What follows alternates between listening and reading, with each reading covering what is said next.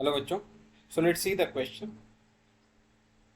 यहाँ पे सवाल है, which of the following order of stability of complex ion is incorrect. नीचे हमको चार सीक्वेंस दिए हुए हैं ग्रेटर देन के, और हमको बताना है कि कौन सा इनमें से इनकरेक्ट है। अब देखो, कॉम्प्लेक्स की स्टेबिलिटी देखते हैं तो कॉम्प्लेक्स की स्टेबिलिटी कुछ फैक्टर्स के ऊपर डिपेंड होती है। ओके, वो फैक्टर्स हम पहले देखेंगे। उनमें से पहला फैक्टर होता है charge on the central atom. Okay, जितना चार्ज ज्यादा होगा उतनी स्टेबिलिटी ज्यादा होगी। नंबर दूसरा फैक्टर होता है nature of ligand. Nature of ligand, okay, मतलब लिगेंड अगर स्ट्रॉन्ग फील्ड लिगेंड है तो उसकी स्टेबिलिटी ज्यादा होती है as compared to weak field ligand. Number तीन है कि तुम्हारा जो सेंट्रल मेटल एटम है वो कौन सी सीरीज में से आता है। मान लो 3D, 4D और 5D सीरीज का है तो 5D वाला ज्यादा स्टेबल होता है देन 4D देन 3D। और एक चीज होती है जो होती है चिलेशन, मतलब वहां पे अगर चिलेशन है तो स्टेबिलिटी क्या होगी, ज्यादा होगी। तो बस ये चारों फैक्टर को हमको यहाँ पे देखना है।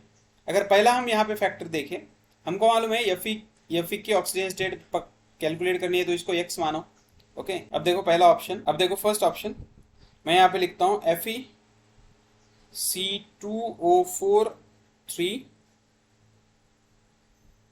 3 minus is greater than FeH2O6 3 plus। Okay, अब देखो यहाँ पे एक फैक्टर तो है कि ये जो है ये बाइडेंटेड लिगैंड है और ये मोनोडेंटेड है, तो यहाँ पे चिलेशन का फैक्टर आएगा। लेकिन फिर भी हम ऑक्सीजन स्टेट चेक करते हैं। यहाँ पे Fe की ऑक्सीजन स्टेट अगर यक्स माने, इसके पास -2 दो होते हैं तो -6 इज इक्वल टू -3, मतलब यक्स आ गया +3 स्टेट में।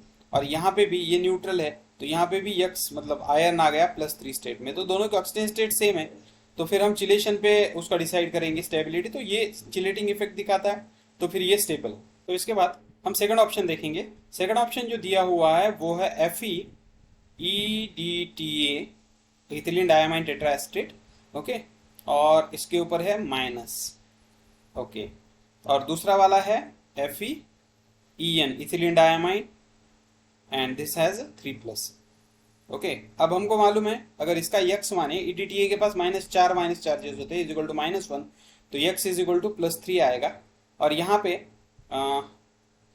इसके पास ये यक्स है, ये 0 है क्योंकि इथिलीन डायमाइन न्यूट्रल होता है, इज इक्वल टू +3, तो यहाँ पे भी एक्स आ गया +3 और दोनों चिलेटिंग है।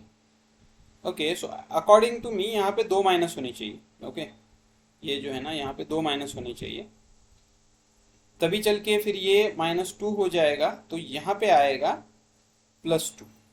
ओके, क्योंकि अदरवाइज दोनों चिलेटिंग है, दोनों की ऑक्सीजन स्टेट सेम आ रही है, तो यहाँ पे कुछ तो मिस्टेक।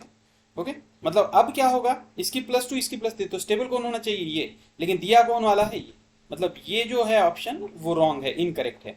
फिर भी हम थर्ड फोर्थ देख लेंगे एक बार।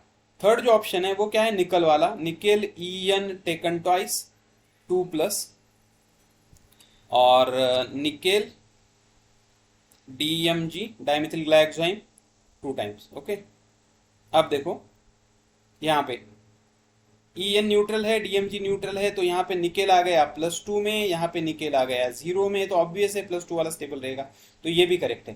पहला करेक्ट है, थर्ड करेक्ट है। डी वाला अगर हम देखें FeCN6, यहाँ पे देखो Fe की मान लो यक्स है, ये है -6 क्योंकि -1 है तो 6 है, -6 इज इक्वल टू -3, तो यक्स इज इक्वल टू आ जाएगा 3। ओके, जबकि इसमें ये है x, ये है -6 इज इक्वल टू -4, तो x इज इक्वल टू आ जाएगा 2। तो ऑब्वियस है जिसकी ऑक्सीजन स्टेट ज्यादा वो ज्यादा स्टेबल, तो इसलिए ये भी स्टेबल है। तो अगर यहाँ पे प्रिंट मिस्टेक है और ये माइनस है तो ये हमारा ऑप्शन करेक्ट है। So hope you understood detail.